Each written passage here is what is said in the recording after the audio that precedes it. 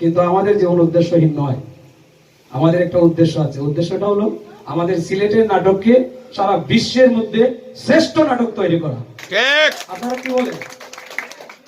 এরকম ডায়লগ যখন ফেসবুকে দেখি, উনি ব্যর্থ হয়েছে তাই কথাগুলো লিখেছে, আমরা কিন্তু ব্যর্থ হব না, আমাদের কি ভালো না, আমি নিতে পারতেছি না আপনাদের কাছ থেকে, আমি ভালো কিছু দিতে পারতেছি না, দোষটা কিন্তু আমার। সিলেটি নাটকের যত, আমার নাটকের যত খারাপ আর যত ভালো সাইড, যত ভালো দিক, সবকিছু হচ্ছে আপনাদের। আপনারা অনেক ভালো অভিনয় করেন, অনেক ভালো কাজ করেন, আপনারা সবাই অনেক ভালো।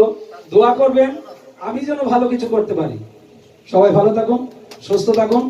আমি খোটাই ভাই সম্বন্ধে আর এখানে যারা উপস্থিত তাদের সম্বন্ধে কিছু বলবো না, কারণ তারা কিন্তু কি করে যাচ্ছেন আমি আগেই বলেছি, তাদের কাছ থেকে আমি অনেক কিছু শিখছি এবং শিখতেছি, আগামীতেও শিখবো, আপনাদের কাছ থেকেও শিখবো, আপনারা আমাকে শিখাবেন। ধন্যবাদ, সবাই ভালো থাকুন।